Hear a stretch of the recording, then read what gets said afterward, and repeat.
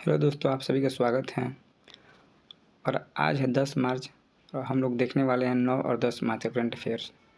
तो चलिए शुरू करते हैं दोस्तों कि आज नेशनल इंटरनेशनल इवेंट्स में क्या क्या चीज़ें हैं। पहला क्वेश्चन आपके सामने है, पशु औषधि पहल किस कार्यक्रम के तहत शुरू की गई है?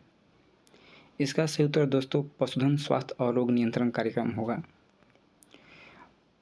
सरकार द्वारा यह फैसला लिया गया है कि पशुओं के लिए सस्ती चिकित्सा दवाओं की उपलब्धता कराई जाए। इसके लिए देश भर में पशु औषधि स्टोर खोला जाएगा और यह जो औषधि स्टोर है यह भारतीय जन औषधि केंद्र के मॉडल के तर्ज पे काम करने वाला है और इसको सहकारी समितियां और किसान समृद्धि सेंटर हैं इस स्टोर को चलाएंगे और यहाँ पे पशुओं के लिए सस्ती दवाएं अवेलेबल रहेंगी और इसी उद्देश्य से 75 करोड़ रुपया आवंटित किए गए हैं। नेक्स्ट है दोस्तों, नारी शक्ति से विकसित भारत विषय पर राष्ट्रीय सम्मेलन किस मंत्रालय के द्वारा किया गया? इसका सही उत्तर दोस्तों महिला एवं बाल विकास मंत्रालय है।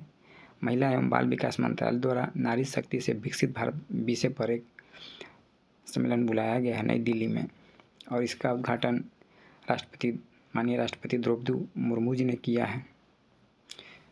तो ये इम्पोर्टेंट है दोस्तों। नेक्स्ट है, बिलगिरी रंगास्वामी मंदिर टाइगर रिजर्व किस राज्य में स्थित है? इसका सही उत्तर दोस्तों कर्नाटक होगा। यह टाइगर रिजर्व बिलगिरी कर्नाटक राज्य में स्थित है और इसे 2011 में टाइगर रिजर्व घोषित किया गया था। इसी टाइगर रिजर्व के अंदर भगवान विष्णु को समर्पित रंगास्वामी टेम्पल है, बहुत फेमस टेम्पल है साउथ का रंगास्वामी टेम्पल। और हाल ही में चर्चा में ये रहा कि इसे ECZ यानी पारिस्थितिकी संवेदनशील क्षेत्र घोषित किया गया है।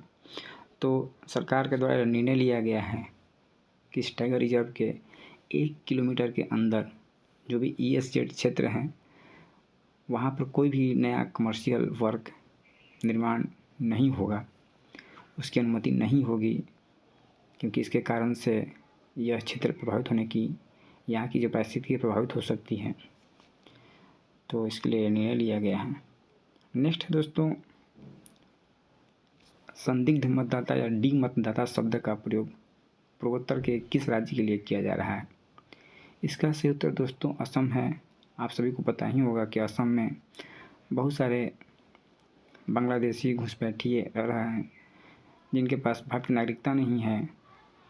तो सरकार के द्वारा यह प्रयास किया जा रहा है कि जो भी भारतीय नागरिक नहीं है उनको डिटेक्ट किया जाए, उनकी पहचान सुनिश्चित की जाए और उनको वापस उनके देश भेजा जाए।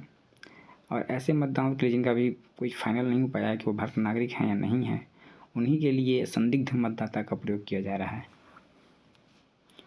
नेक्स्ट है दोस्तों, किस राज्य सरकार द्वारा नाबालिग लड़कियों के धर्म परिवर्तन में शामिल लोगों को मृत्यु दंड देने का प्रावधान किया है? तो इसका सही उत्तर मध्य प्रदेश होगा। मध्य प्रदेश सरकार द्वारा यह निर्णय लिया गया है कि कोई भी व्यक्ति जो नाबालिग लड़कियां हैं उनका जबरन धर्म परिवर्तन करवाता है तो ऐसे लोगों के लिए मृत्यु दंड का प्रावधान किया जाएगा। आप सभी को पता ही होगा कि लव जिहाद का केस बढ़ते ही जा रहा है। इन सब के मद्देनज़र सरकार ने ये फैसला, मोहन यादव की सरकार ने फैसला लिया है। नेक्स्ट दोस्तों, किस राज्य की सरकार ने जलने के शिकार महिलाओं के लिए व्यापक नीति बनाने की घोषणा की? इसका सही उत्तर कर्नाटक होगा दोस्तों। कर्नाटक की सिद्धरामैया सरकार ने वैसी महिलाओं के लिए एक व्यापक नीति बनाने की घोषणा की जो महिलाएं आग से जल जाती हैं।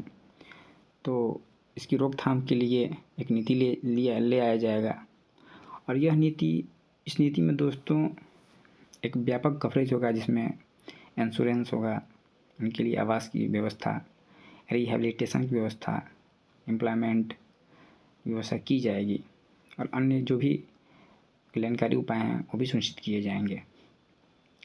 और जलने के कारण जो चोट होती है उसको विकलांगता की श्रेणी में रखा जाएगा, जिसके कारण से उन्हें नौकरी जो सरकारी नौकरी होती है वो विकलांग श्रेणी में भी अप्लाई कर सकती हैं। तो इन सब चीज़ों का फ़ायदा होगा दोस्तों, यह एक व्यापक नीति होगी। राइट, नेक्स्ट चलते हैं। नेक्स्ट है दोस्तों, हाल ही में खबरों में रही कंवर झील इसको कंवरताल झील भी कहते हैं, किस राज्य में स्थित है?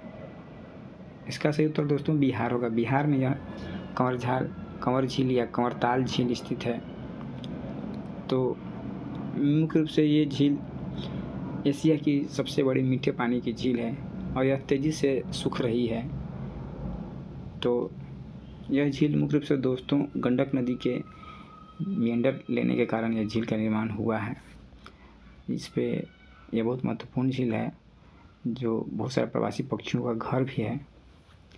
और बिहार सरकार के द्वारा मुख्य रूप से इसे एक वेटलैंड भी घोषित किया गया है, लेकिन इसको बचाने के लिए उचित कदम उठाने की ज़रूरत है दोस्तों।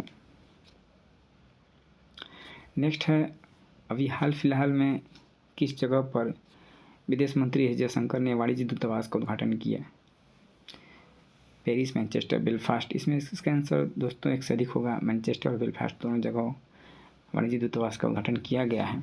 आप सभी को पता ही होगा कि जो हमारे विदेश मंत्री एस जयशंकर हैं उनकी ब्रिटेन और आयरलैंड की यात्रा हुई है। तो वो ब्रिटेन की यात्रा में सबसे पहले मैनचेस्टर में एक भारतीय वाणिज्य दूतावास का उद्घाटन किए हैं और इस अवसर पे वह लंकाशायर काउंटी क्रिकेट क्लब में आयोजित एक समारोह में भी भाग लिए। इसके बाद जयशंकर ने ओल्ड ट्रैफर्ड क्रिकेट ग्राउंड है जहाँ पर सचिन तेंदुलकर ने अपना पहला शतक बनाया था, वहाँ भी गए। इसके बाद अपनी आयरलैंड के यात्रा में उन्होंने बेलफास्ट में वाणिज्यिक दूतावास का उद्घाटन किया। तो ये दोनों होगा मैनचेस्टर और बेलफास्ट। ये भी इम्पोर्टेंट है दोस्तों, याद रखिएगा कि लंकाशायर के काउंटी क्रिकेट क्लब में ये गए थे वहाँ पे, और इसके बाद ओल्ड ट्रैफर्ड क्रिकेट ग्राउंड पर जाकर अपनी वहाँ पे उपस्थिति दर्ज करवाई। राइट। नेक्स्ट है दोस्तों, भारत की पहली लिथियम ग्रेड रिफाइनरी किस शहर में शुरू हुई है?